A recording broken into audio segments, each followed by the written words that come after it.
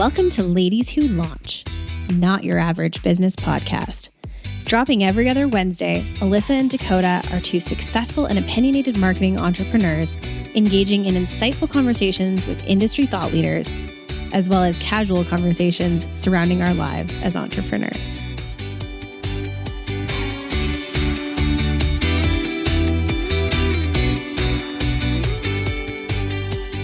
Welcome back to another episode of Ladies Who Launch on a Monday morning. So I can't guarantee that Dakota and I are fully topped up this morning because Mondays are always a bit of a struggle bus for everyone, I think. But yeah, glad to be back. Dakota's back in her kitchen. Is that the kitchen? No, it's your dining room. Because I think last time we were somewhere else. And I don't know, last time we recorded just seems like a haze. And so it's weird how we see each other like every other week and it's still like, what are we doing? What's happening? Anyway. Okay. That's not even yet. Yeah. So I'm in the kitchen. It is the kitchen. The kitchen in one of my rooms, my haunted house. Yeah, Monday. I know. I'm excited for today. I have the whole day available to me to get caught up, which has not been the norm for the last month and a half. It's been meetings every day. It's been a lot, but I have been enjoying work and we've had a lot of really great wins in the last couple of months, big milestones for the agency. But at the same time, and this is the exact topic Alyssa and I want to talk about, I am definitely falling back into a bit of burnout, and I need to figure out a way to put myself first and take my power back here. But yeah, I feel like we've had some. We knew that there was going to be some busier periods, so we were prepared. But then, of course, there's other things that creep up, and you end up overextending yourself and becoming the hero for your clients at the expense of your energy. So. So we're going to talk a little bit about that today. Right, Alyssa? Yeah. I mean, to anyone who's listened to this podcast for a while, this is definitely something that comes up regularly. And, but I always find it interesting. I always find it fascinating to hear people's stories about this. I think I'm just old and crotchety because I just do not let clients run my life. But I always find it interesting and fascinating to hear other people's businesses and how they go over and above what it is that they're contracted to do for their clients under the guise of wanting to provide great service and all of that awesome stuff. But ultimately, very rarely is there a reciprocated effort. It's very rare that a client will go over and above to ensure that their consultant is well compensated or being compensated outside the scope for which their original contract was agreed upon. So yeah, it is interesting to hear because we all struggle with it in various different ways. I mean, mine's more of a imposter syndrome than sort of letting people sort of dictate my schedule. But there has been something that's happened recently that I'll talk about that's sort of fallen into that. That's really sort of pet peeving me a little bit. But I'll let Dakota start because it's her, the hero complex, and I'm going to say that in the nicest way, is very much Dakota because she does like to go above and beyond to help everyone and to be the person. And that is her personality. And that's great. As a personality, I think more people need to be like that. But when it comes to running a business, it can be problematic in the fact that your helping personality gets taken advantage of a little bit, I think. Yeah, for sure. Well, I do want to preface this by saying that we knew these periods of time would be busier. And I think there is a difference between that scope creep happening consistently, which I've experienced many times, as a lot of you know who've been listening to this podcast, and the need to kind of buckle down and get through a busier period. And obviously you prepare for that as a team or within yourself if you're a one woman or man team. So I would say, yeah, we were definitely compensated for sure for the extra pieces that came with another project that we were doing with them. But what's come out of the situation, which is really interesting, is, and I'm not surprised at this at all because it's been an ongoing conversation. Looking towards the future and thinking, okay, so we have day-to-day operations that need to be taken care of, and then we have other big pieces that need to be looked after that in and of themselves are almost a part-time job. So big campaigns that need to bring in money, supporting campaigns that are bringing in money, bigger projects that have come out of the pipeline of this other large project. And then on top of that, all just daily comms and marketing for the organization. So now it's my responsibility to go back and say, as suspected, we now see like 2 roles happening. And so here's what we can offer. But it'll be my responsibility to not offer the world or be the hero and try to do it all for them, because I'm going to end up burnt out and not compensated just because they probably can't afford to do that. And so I think it's just a harder conversation that leadership should be used to, just to say that you guys might need to bring on a junior person to do your day-to-day, and then we can come in and support the junior person with the bigger campaign pieces. But I think where organizations get into trouble is when they assume one person or a small group can do everything for their organization. And I realize that some organizations have a smaller budget, especially when they're in a certain position. But at the end of the day, it's that capacity building piece that I did for Social Centric, that risk that you have to take for the greater good of yourself later, that will get you further than pinching pennies right now, kind of thing. So in order for an organization to run smoothly, I think I'm just seeing all the things that I've been having discussions with already with the team. Just, we probably need to capacity build a little bit more here. And the other thing is just trying not to hold it so close to your heart, in the sense that I have another team member, so let's get her involved. That kind of thing. So it's just those harder rescoping conversations that you've got to continuously have with your clients if they are accidentally or purposely going out of scope. You have to remember that you deserve space and energy to do your job. You don't have to be at someone's beck and call 24/7. You don't have to be completely tied to your email 24/7 to get your job done. And if you are doing that, then you need to look at the efficiencies within your own business and answer the question of why do I feel the need to constantly be at the beck and call? Is it because things are disorganized, or is it because they're disorganized and I need to sit down with them and have a conversation? Yeah, it's an interesting take, because I think we've all dealt with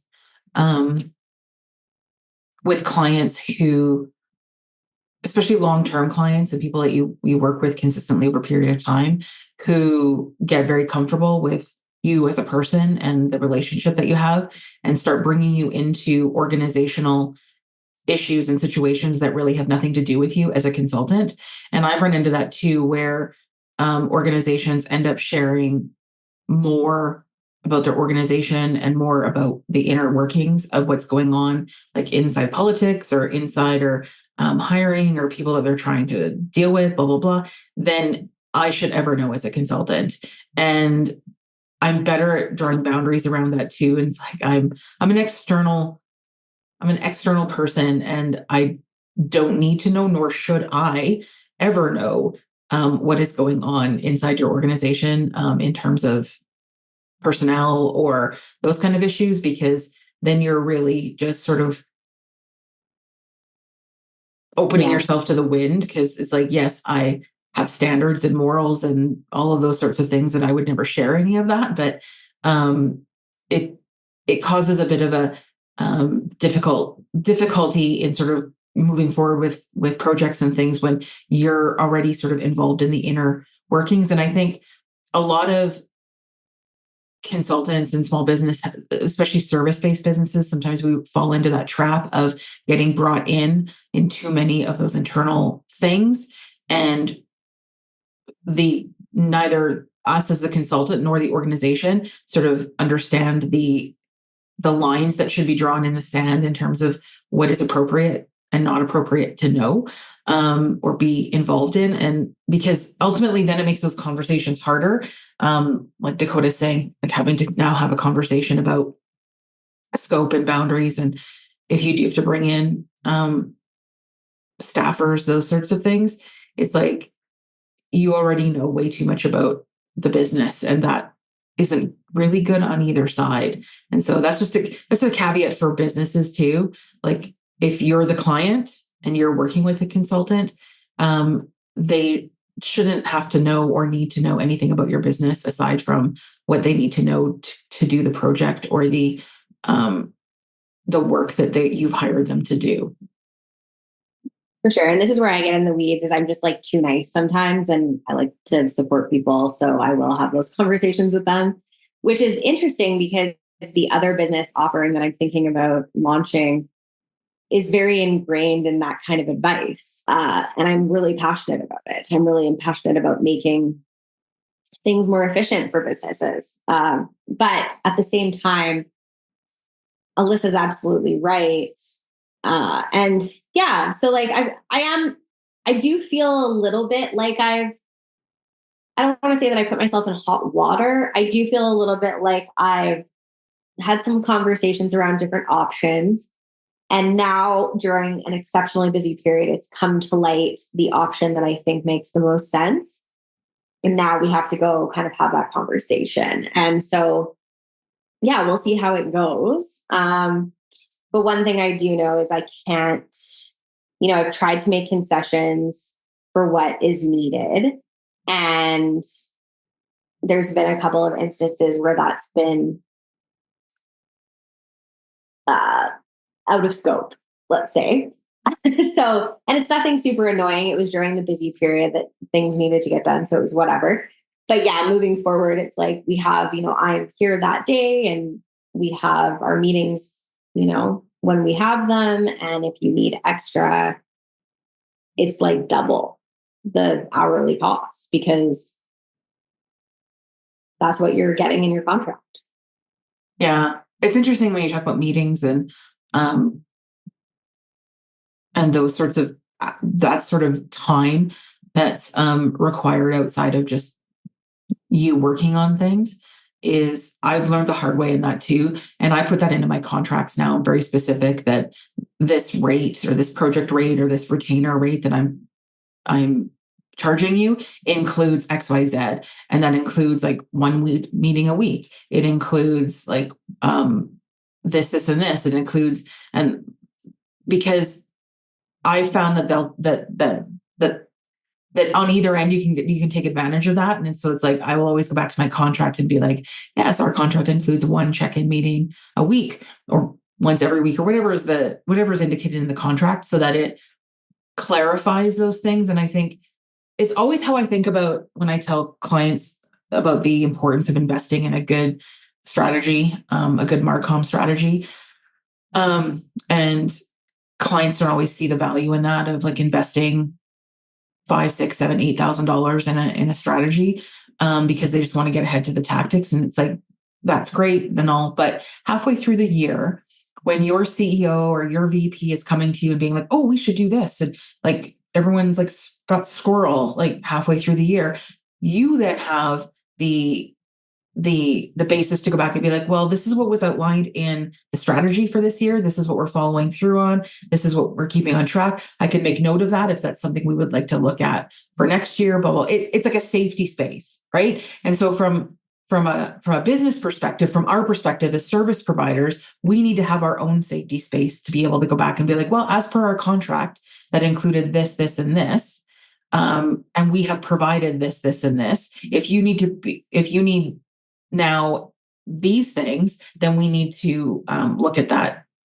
contract and what it requires. And if those things are actually necessary, or they're things that you just like think are shiny and that we should do. So look at it from both perspectives. It's a safety space for the client, and it's a safety space for the consultant to have a proper structure in place that you could always refer back to. Because if you sign a contract with someone in January, sometimes it can go completely off the rails by April, and that's totally fine. But then you both have the recourse to revisit that contract and say, this isn't serving me anymore, and that's not serving you anymore. And we need to either renegotiate the contract or end the contract or move into a different business form. So I think that's just proper on both sides, and that everybody sort of needs that check-in point. Because it's not, no one goes into a contract thinking, I'm going to take advantage of this person, or I'm going to expect them to do more than this, that, and the other. It just happens based on day-to-day work. But I think the day-to-day piece that Dakota was sort of referencing earlier is the piece that we as consultants need to extricate ourselves from, because it doesn't benefit us and it doesn't benefit the client, because we are not employees. We are not tethered to that organization. We have other commitments and other projects and other clients. And therefore we don't get the benefit of being employees. We don't have vacation. We don't have health and dental benefits. Like, we don't get all those things that an employee would. So therefore, we shouldn't be treated as such, because if you wanted an employee, then you can have that discussion, but you don't support me, you don't support me as an employee, so I shouldn't be available to you as such. And therefore that helps mitigate some of that incessant day-to-day connection. Yeah. And where, like, I was fine doing some of the day-to-days. It was like, okay, if we have a plan, if we know when I'm going to be in, if we have some flexibility, that day-to-day piece is a little easier. But it's what's happening is it's the level of work that is required is more than I think we all realized potentially. And so that's where I just want to have continued, it's open communication. It's like any relationship, right? Having that open communication around, okay, so last month we felt this way, but this month we feel this way. So let's talk about it. And that's really the conversation that's going to take place, is like, hey, we just went through this crazy busy period. We got through it. It was great. But here's where my mental health was. And I'm open to talking about that with anybody at any time. And also, we are seeing this gap for you. And we're worried that is going to put you into a challenging position. So how do we now brainstorm to figure out how to do this? And then I think the other thing is just pointing out that, like, one person in the organization doing it also won't solve the problem. So, like, let's say you guys hire a mid-level comms person, they can't also do all of this. There needs to be budget for both. And that's the conversation that we need to have. Yeah. And I think it's just a good lesson for organizations, like whether you're a nonprofit, you're corporate, you're whatever, is that it's your responsibility to assess your resourcing internally. And even from a nonprofit perspective, I understand budgets and things, but if you hire a junior or mid-level comms person and think that they're going to be able to take on the work of a senior person, but you can't hire a senior person because you can't afford them or whatever, that's also going to set them up to fail and you up to fail. So, we see this all the time in all sectors, that the companies aren't resourced as they should be. And again, as consultants, that is not our responsibility to fix that for them. All we can do is advise and say, you need more people here. But it's also not up to the consultant to fill those gaps in for resourcing issues that are at an organizational level. That's not what we as consultants are there to do. And nor should that be put on any consultant to do that. So I think in this day and age, like, you just see so many layoffs and all that stuff, because again, like, people power is just a line item on a budget, and getting rid of people is the easiest way to show your shareholders that you're trying to cut expenses or whatever. So on that end, never as an employee be loyal to your company because they will turf you as soon as they can. But on the other scale of that, if you're turfing all of your employees for budgetary reasons or whatever, and you're bringing in consultants to try to fill those gaps in, it's not sustainable. None of that is sustainable. So that needs to be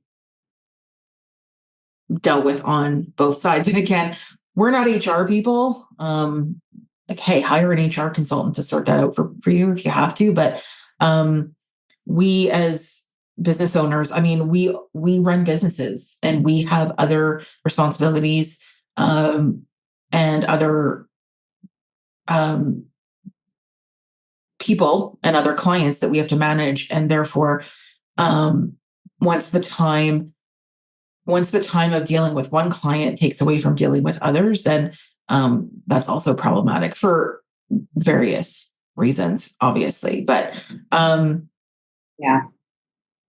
yeah, as Dakota sort of said at the beginning of this, like no one's a hero in this situation, and being a hero to your clients and pulling things off in the end to help them, obviously, is warranted. I mean, if things sort of go like are required, but at the same time, nothing comes of that. Like, I mean, you're a hero to yourself, I guess, which is cool. But ultimately, that organization is going to continue to move on a course to which, now that you've sort of laid yourself down and been heroic in that very busy moment, that's going to become the expectation because, oh, well, we did it before. Yeah, exactly. And then it's harder to back yourself out of that. For sure. Yeah. And, I just think having those open-ended conversations and being brave and willing to discuss change when it needs to happen is important. Yeah. Well, and we were talking about this before we started recording, but I was going to ask Dakota this question because I think I know my answer to this, but I don't know that I do know my answer to this. But in the midst of this time, so through this period, you're a digital agency, you do social and digital and video and all that kind of stuff. But through this heroic time, you have sort of delved more into that traditional comms end and like PR space and sort of doing day-to-day sort of comms things that would normally sort of fall out of the traditional scope of what you do. So then my question is does the work that's happened in the last quarter or whatever, 4 or 5 months, does that solidify your belief that you want to stay in the digital space, or has it sort of morphed and you want Social Centric to live more in that traditional comm space?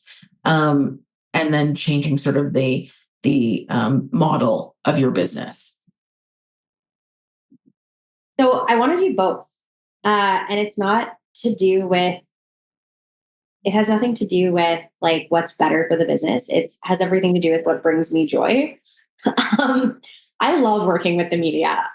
Honestly, I'm probably one of the last ones. I really enjoy being able to use even influencers and like modern media, let's call it modern media outlets, to tell a brand story or get an important message out. And I'm very selective and picky with who I pitch to the media. And I think that's part and parcel why we have success with it, because my relationships with media, they know that I'm only going to pitch something that makes sense to them, which is best practice in media relations. But I also won't pitch for everybody. Like a client might come to me and say, I want to get this. I want to get a media story out of this. And I will very bravely tell them no if it doesn't make sense. But I think digital and media relations have a place together always. And it is probably the single most expansive way to get your message out and have everything kind of rolling at once. I think taking what's called an omni approach to, and actually that's not even mine. I learned it recently from one of my clients, which was really cool. But taking an omni approach to your communications and marketing is really important in that if at times it makes sense to use every channel to your advantage, potentially you should. And it will just get your message out further depending on what your objective is. So I would like to start offering media relations as a service in addition to what we're doing with digital and social. And I'm going to call out another firm who does this, they really inspire me and I look up to them a lot. And that is Pedestrian PR. So Christy and her partner, they run a really fantastic PR company called Pedestrian PR, and they specialize in event and live social media as well as media relations. And I think they've really figured it out in that they get the best possible coverage for their clients paid and earned by doing all of the different facets of digital and media relations. And then they also have the subcontractors similar to us that can build out the other pieces like web development and so on and so forth. So I'd like to continue operating exactly how I am, but I'd like to make it more prominent on our website and in our own marketing that we do media relations. And I would like to endeavor to build my relationship with media first within Canada and then eventually potentially internationally, depending on where we take things.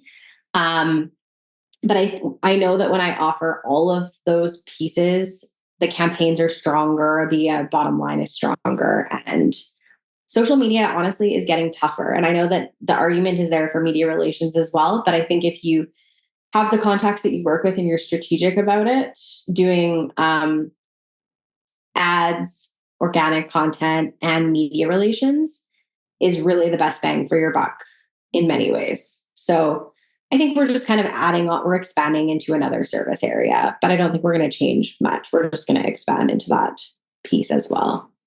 Mm-hmm. But I think it needs to be resourced properly, and I think it needs to be outlined properly from a expense standpoint. It shouldn't just be coupled into a retainer. I think that it almost needs to be separate from social. Yeah, I mean, I think we all it's funny because when I looked at what has been going on with you in this last little while, it's solidified my belief that I do not want to be involved in day-to-day operations of any organization anymore. I've been there, done that.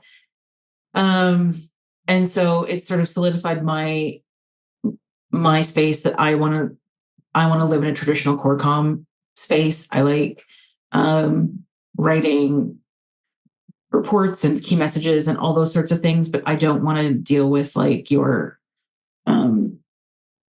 campaigns and things like that. It's too labor intensive. So yeah, I sort of looked at it from the other way, and it's sort of just niche. It just sort of allowed me to niche down a little bit. And it's yeah, I don't, and maybe it's because I've done it for a long time, and yeah, it seems, but it's too, I mean, I like media too, in the way that, I still know people from the good times of media, but I'm not an influencer person. I'm very open about that. There's people that do that way better than me. I have no interest in working with influencers. Again, there's people that do that way better than me. I'm not interested in that buy form of marketing. And I'll only do things if you pay me or if you send me free shit. I'm not interested in any of that. So, but again, it's not that it's bad. It's just that doesn't interest me on any level. And so I think that's why what we're talking about is interesting, because people do those things well. And I think that's why people who have their areas that they're good at are what I like to hold up, because me doing that is a waste of everyone's time and money when I can tell a client that they need to work with this person or this agency because they do that great. And so I reap the benefit of that because I get the percentage off that work, but I don't have to do it. Yeah, for sure. And I think that's why I'm just as I get longer in this and almost 10 years into this, it's I like to find my space because I've sort of been there already with making it bigger. And I'll explain my sort of what's come up in my world in the last little while and what's sort of getting me is that a friend of mine has gone out on their own and brought me and another person who, anyway, they don't work in the comm space, but they've brought me on as a comms person that they can put on their website to help with projects and stuff. But it's not a comms consultant. But I've sort of been thrown into this, and again, it's difficult because we're friends. Just sort of have to put my boundaries, and it's like they keep throwing me meetings, and then they want me to be set up on their Microsoft system and Outlook and all that. I'm like, again, I'm not your employee. Like you're using me as a promotional tool for your business, which is cool. I'm fine with, and being able to utilize my brand for your business, but I'm not an employee. So it's those are difficult conversations to have when it's friend to friend. And they've sort of brought you on to help their business. But again, it's like, I'm not falling into this trap because I've had clients try to do this too. It's like, oh, you need to be set up on our SharePoint. And I'm like, no, I friggin' don't. And it's like, I don't want any access to your stuff because again, I'm not an employee. So I've sort of it's become a pet peeve of mine just sort of recently. And it's like, so he'll send me meeting requests and it's like, oh, we're having a team meeting on Tuesday. I'm like, I'm not available Tuesday. Like you can't just send. So it's funny how we've sort of fallen into this on two different lenses in the fact of like, you've done it through your business and I've sort of done it through a friendship, but we're both sort of in the same boat of having to be like, wait a minute, I'm not getting involved in any of this. And yeah, I love to be a part and help out your projects when it's required, but we don't need a weekly team meeting when there's no projects currently on the docket. Mm-hmm. Because I'm not here to build your business. You got to sort that out on your own. Especially because I don't know what you do. Yeah, well, that too, right? So yeah, I find that, and that sort of just like led me to this whole like being like, I just need to make my offering smaller, as opposed to bigger, because I think when I've offered everything, then I end up doing more because everything sort of leads into the other thing, right? So if you do this, then you sort of have to complete that. Whereas it's like, no, I'll just stick to my nice little front end, back end projects. Yeah. I think I certainly don't want us to get into the day-to-day at all. It's exhausting. What I want to do, I'm fine with doing busy campaigns when I know that they're happening and planning things around that. But moving forward, I would say, I don't think we're interested in coming in and doing the day-to-day. I think at one point we wanted to kind of try that and see what it felt like a little bit, because a lot of organizations don't have the resources to hire a full-time person, but I think it either needs to come at a pretty big price tag and be resourced appropriately, or it can't really happen. So, yeah. And I mean, if I would think differently about this, if I was like making 5-figure retainers on a regular basis, like in oil and gas or something. Like I know communications consultants have made bank taking on contracts with oil and gas companies where they have to come in like 1 or 2 days a week, which to me is a red flag because then you're an employee, but whatever. But yeah, I'm like, if you're going to pay me 20, 25, 30 grand a month to come in, like to work with you, yeah, I'll do whatever you need. Right. But I'm not doing that for 5 grand a month. Yeah. So, I mean, you can call me like whatever you want about that. But again, we run businesses. I have expenses of my own. No one does this out of the goodness of their heart. Like, yes, we choose to work with cultural organizations and like Dakota and I don't work in the oil and gas or the energy space, but not to say like people who do is great, but at the same time, so we choose that, but therefore I will do what is the basis worth of that dollar value every month. But yeah, if you want to pay me 20 grand retainer every month, I'll show up to your meetings every day if you want me to. Totally. Um, But yeah, if you guys have a story that you want to share about this, we would love to hear it. Dakota's emailing someone, so I will finish this off by saying, I think everyone's been in this, I'm sure things we've said today have resonated with many of you, even from an employee level. I think there's a lot of employees that are doing way above and beyond than that their salary dictates that they should be doing. And I think there's some conversations that you should be having with your bosses in an employee situation. But I know, having spoken to a lot of small business people in the service providing sector, we have all fallen into this. So I'm sure there's some things that have resonated with you today. So if you have any tips that you've used or things that have worked for you in terms of boundaries or setting up clear or even doing up your contracts so that they're clear in terms of deliverables and negotiating bigger retainers for the work that's being done, feel free to share those, because I think we are all in this together and we all can learn from one another. And if anyone needs support, like, feel free to reach out to Dakota and I. We are always here to answer questions or provide direction and mentorship for people, especially if you're just starting a consultancy and want some assistance. We're always here. But yeah, reach out at DM us on Instagram at ladieswholaunchpod, or send us an email at ladieswholaunchpod@gmail.com. And we will see you, hear you, be with you on the next episode of Ladies Who Launch. Have a good day, guys. Thank you for listening to Ladies Who Launch. Join Dakota and Alyssa every second Wednesday for more conversations and interesting guests. Be sure to give us a 5-star rating and connect with us on Facebook and Instagram. If you send us a question, we may answer it on a future episode.